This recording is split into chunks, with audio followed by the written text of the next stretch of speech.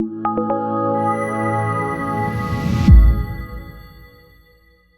everyone. This is Henry Schneider with the Business Performance Podcast. And today I have the distinct pleasure of talking to Brad Baumunk, who's the president and CEO of Robert C. Davis and Associates. So welcome, Brad. Thank you for joining us today. Thank you, Henry. Thanks for having me. Okay, great. So to begin with, to help everybody understand what you are, who you are, and what you do, could you please briefly describe Robert C. Davis and Associates, your types of customers, and the types of products and services that you provide?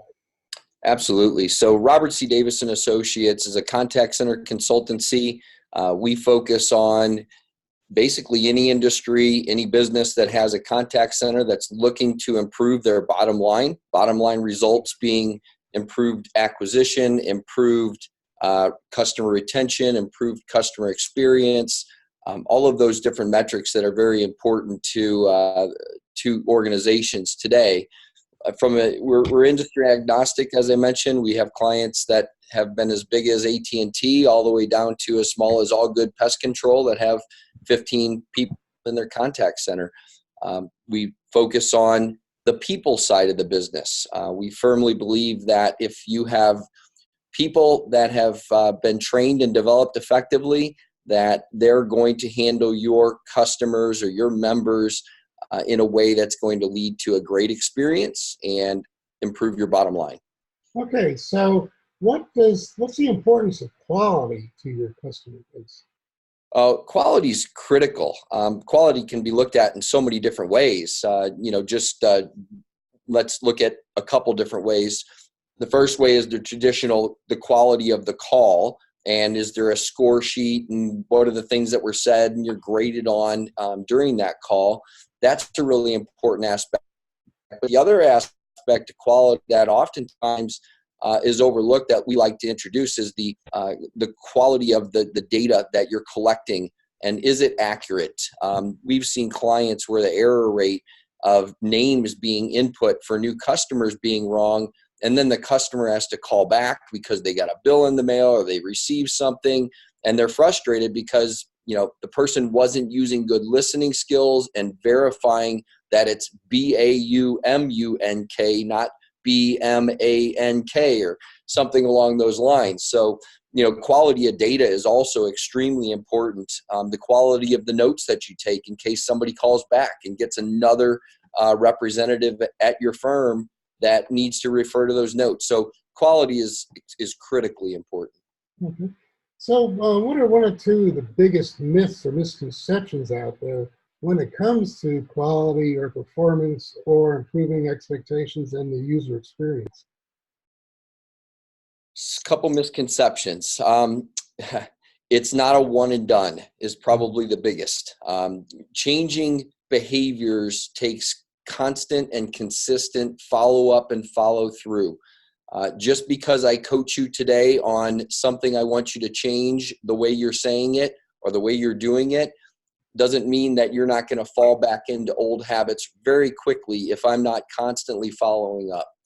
So what we do is put together a strategy that has a defined plan. When something's identified, what's the coaching that takes place? When is that followed up on? And that continues until you've achieved a behavioral change that you want from that particular person. And that coaching comes in a very positive way. It's not negative whatsoever. It's all about the what's in it for the employee and developing them so that they can progress in their career as well. Okay. So is that kind of like they're sitting there listening while they're doing their calls and giving feedback at that point?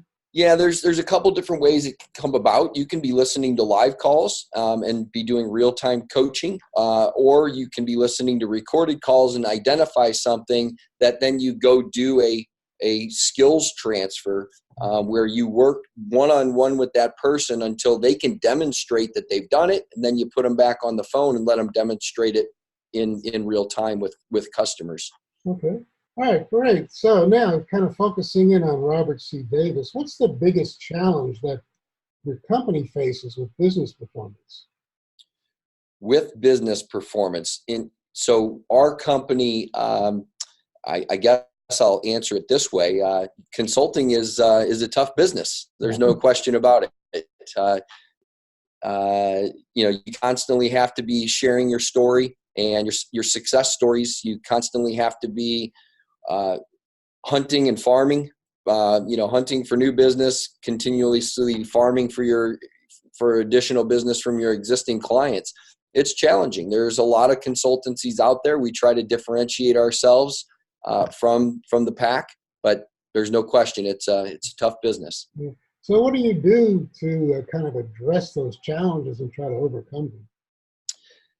Well, we number one, we try to maintain a very good reputation, so that most of our business winds up coming from word of mouth, which has been fantastic. It comes either from word of mouth or a person that was working at a client that leaves and goes to another client, another customer, or another job. They wind up calling us and saying, hey, you guys did great work for us at company ABC. I'm now at company XYZ. Can you come do some work for us here? We get a lot of work that way as well. Oh, very good. So are there any other perceived obstacles that you have to overcome in order to achieve success? Well, there are. A lot of times if you're not completely aligned with leadership in the organization that you're working with, you can be pushing big rocks uphill. It can be very challenging. A lot of times you're hired by a part of the organization that hasn't brought everybody to the table, and now all of a sudden the training group's upset or the quality assurance team's upset because they weren't included in the decision and they think they have it under control. So that can oftentimes cause some friction, and we pride ourselves in working really hard to build those relationships if there are friction. Huh. If there is friction involved.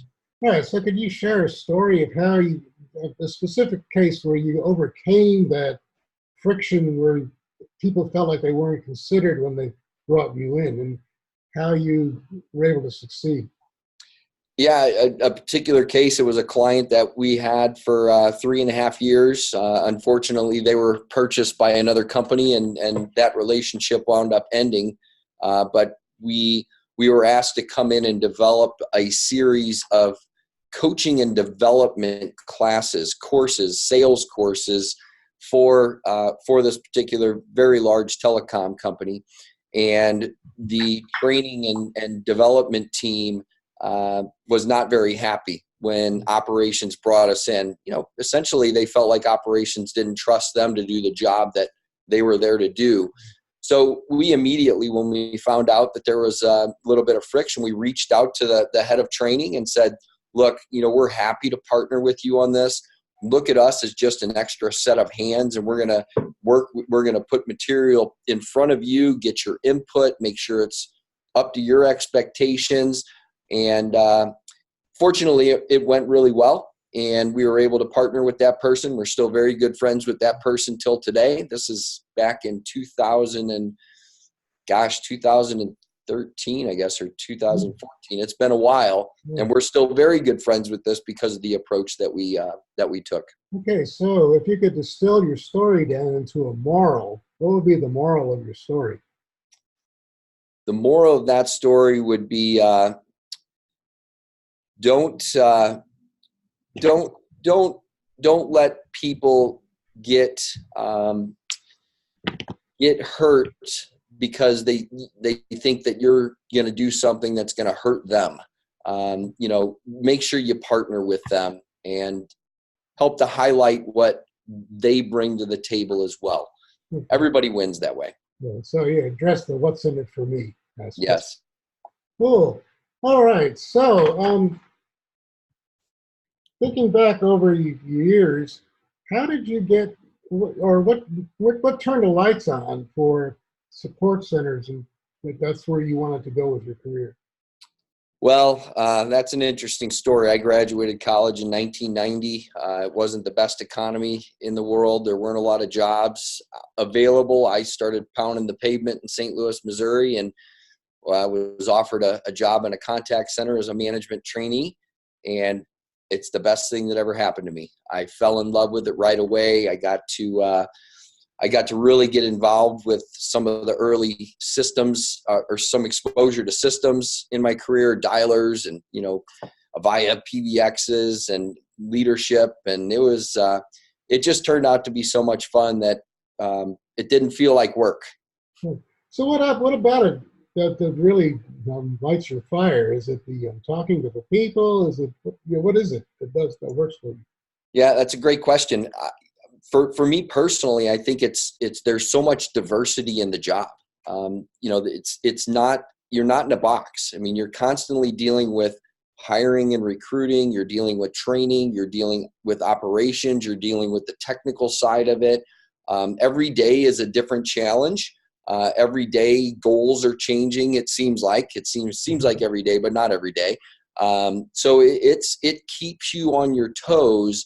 And what I like about it is it's like a puzzle. It's like a really complicated puzzle that if you can figure out how all the pieces fit together, you see a really pretty picture. But it can be frustrating sometimes because a piece is missing and that one piece doesn't allow you to see the picture. And, once you find that piece, then all of a sudden everything seems to start falling into line and you're like, oh, now I got it. Okay. But a piece can easily fall off. Somebody can pick a piece off and walk away with it, and then you're like, okay, we got a problem. The phone system went down. You've got an attrition problem. You have massive growth all of a sudden. Call volume goes up significantly. Everybody's scrambling. So it's a constantly changing environment. So what do you do when you hit something like where the server goes down? How do you analyze what happened? Well, that's a good question, and somewhat out of my my purview. It's typically I'll reach out to my IT folks who, again, I trust and let them do the legwork there. I'm not going to get my hands dirty in something that I really don't know. I form great relationships. One of the things in my career that I've always been proud of is oftentimes peers will say, oh man, I can't stand working with that group. And I'm like, really? Why? I love to work with everybody. So you build those great relationships and then you're able to get what you need to get done. Yeah, right. That's very good. So what does success look like for Brad Baumunk and Robert C. Davis Associates? Meeting our clients' expectations, meeting and exceeding our clients' expectations. We typically go in and with a return on investment, and that return on investment is a fairly straightforward calculations. It's what's our cost and what is the incremental gain in metric or metrics, and the resulting dollar figure that's tied to that. Is it going to give us 8, 10x of what they had to pay for us to do the work for them?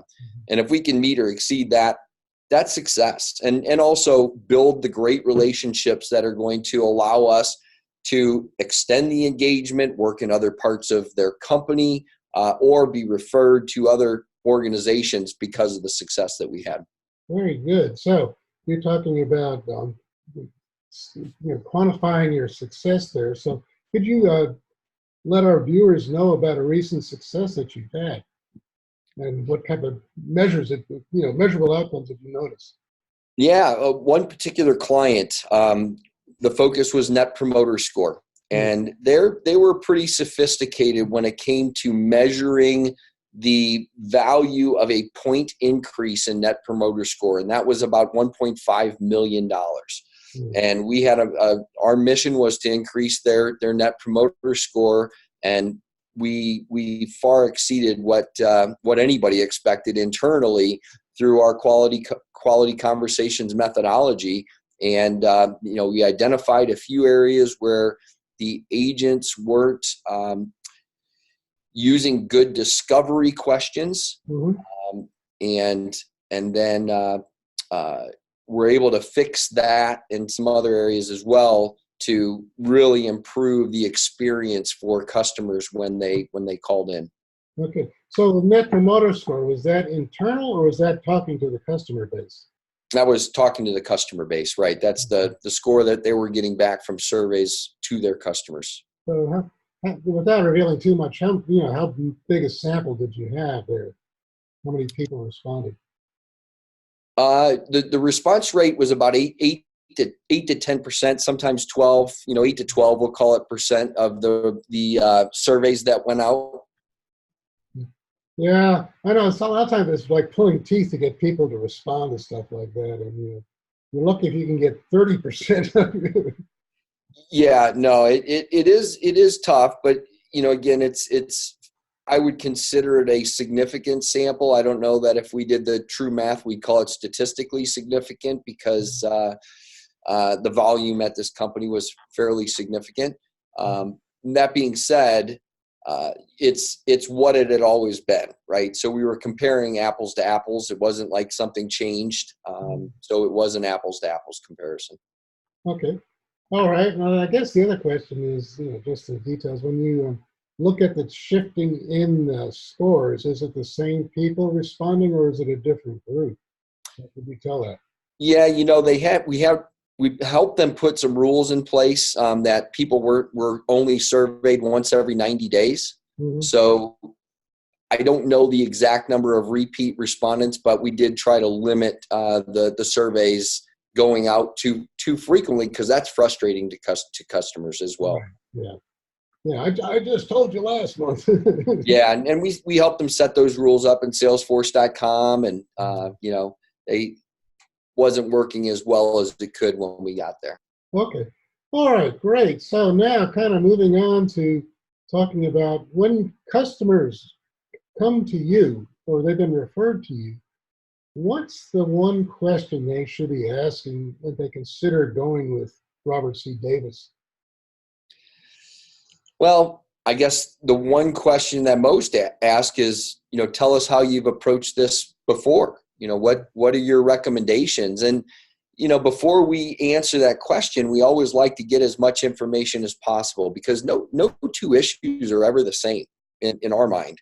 Mm-hmm. There's different regions of the world. There's different solutions, different products, different people. I mean, there's so many different variables that we always like to spend a couple days, sometimes even longer, on site at our cost to lift the hood and see what's under the, what's in the engine. How's it running? Are all the belts good? Are all the fluids good? And then come back and say, here's what we would respond to your question now. It's very unfair for both sides for us to give an answer without truly understanding the nature of the organization. Okay. Now, the other kind of a follow-on question is sort of similar, but if they're going to compare you with your competition, what is it that they should be asking in order to decide what's the right company they should go with? Yeah, I like to believe it's the people on our team that really differentiates us and the experience. Bob Davis has been in this field for a long time. His roots are Dale Carnegie, and he's been in the contact center business for about 25 years. I met him when I was running an AOL call center, and that was 2001, and he was a consultant at my site, and just absolutely admired everything that he brought to the table. And it's become part of my toolkit for a long, long time. And then in 2013, he asked me to join his firm, and I said yes. So we find people who have extensive contact center backgrounds, operations backgrounds, if we need technical people, the technical side, that, again, understand the human element. And we work hard. Yeah. We work hard. There's no question. I know all consultants do, but we definitely work hard.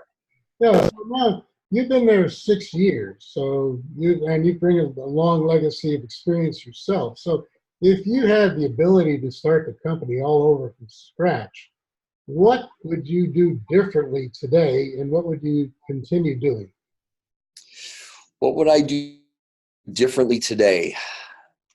Well, that's a good question. One of the things that we're working on doing differently today is our marketing.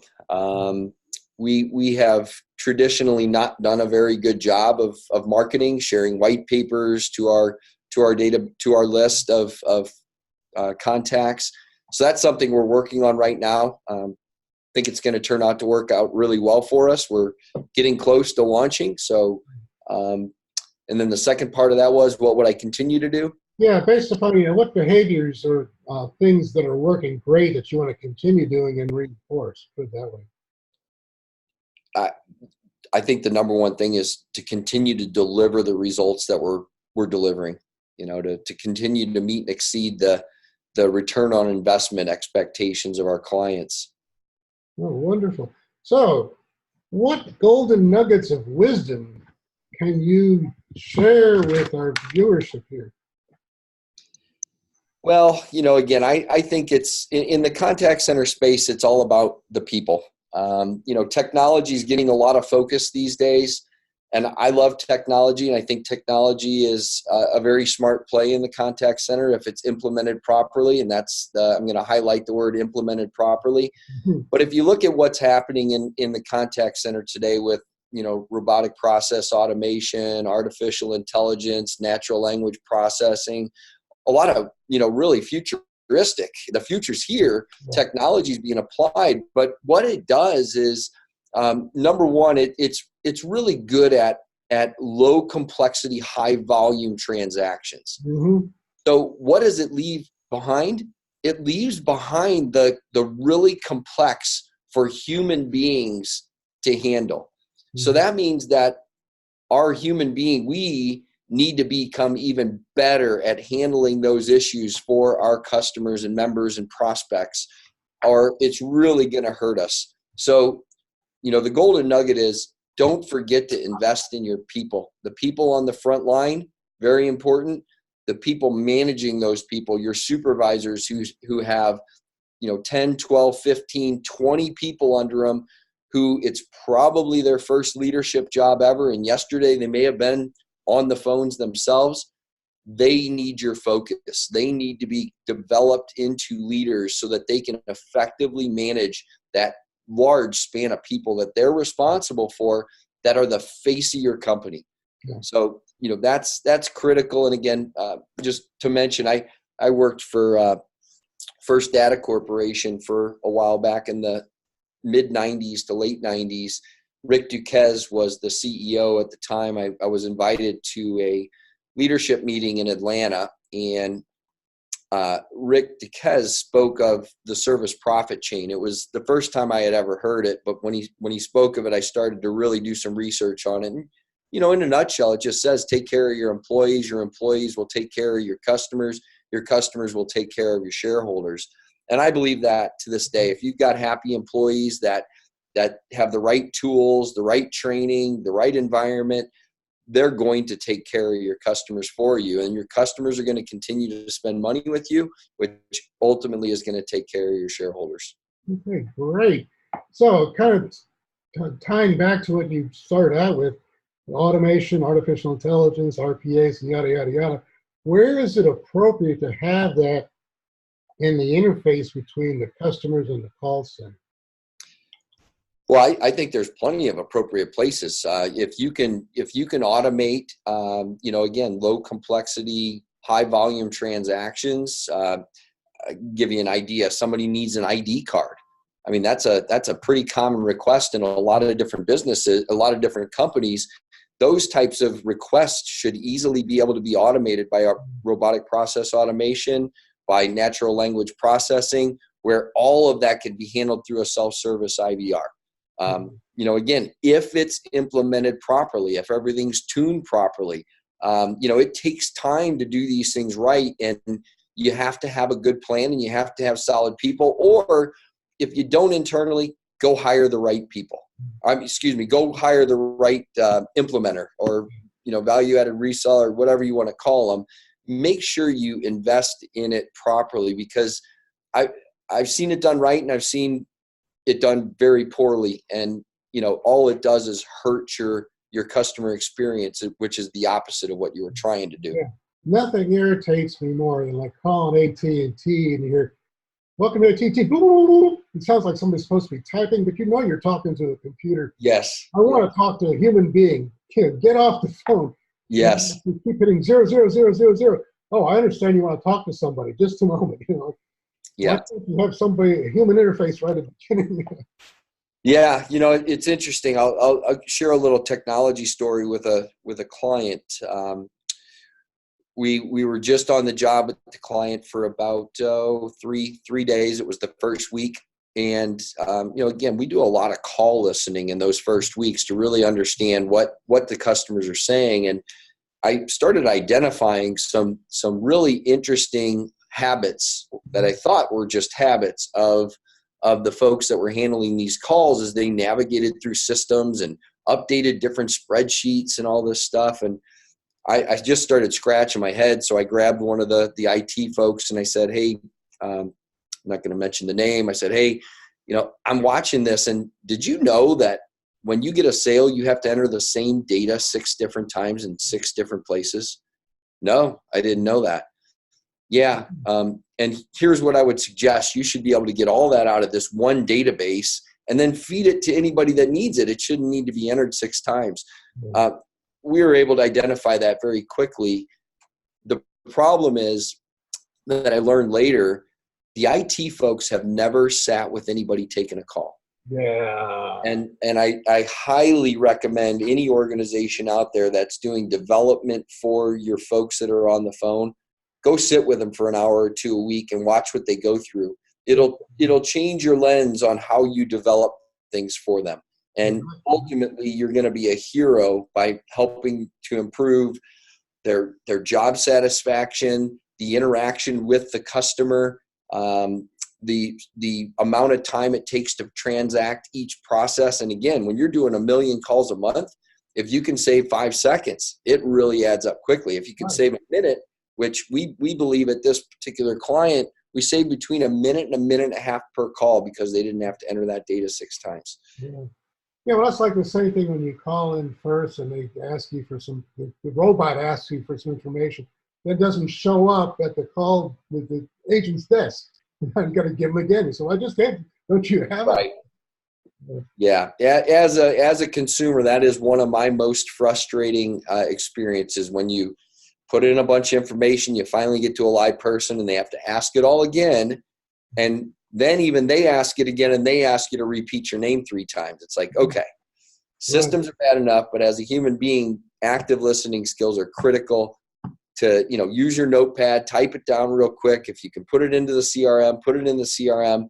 But, that is a really good way to create a bad customer experience. Yeah, there's just a ton of those stories. Well, Brad, you're a fantastic storyteller. Thank you so much, but we're rapidly running out of time.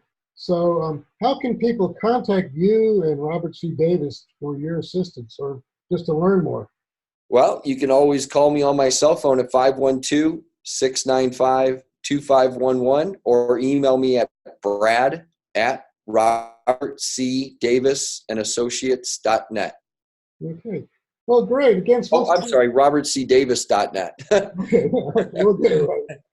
Okay, well, thanks so much for your great stories. I'd really like your advice about the service profit chain and having that one-on-one relationship with people so they can active listen to what they and help out the customer in the call center. So I'm certain everybody else on our viewers are going to find this just as fascinating as I did. So again, thank you so much for your time today, Brad. Appreciate it. Thank you, Henry.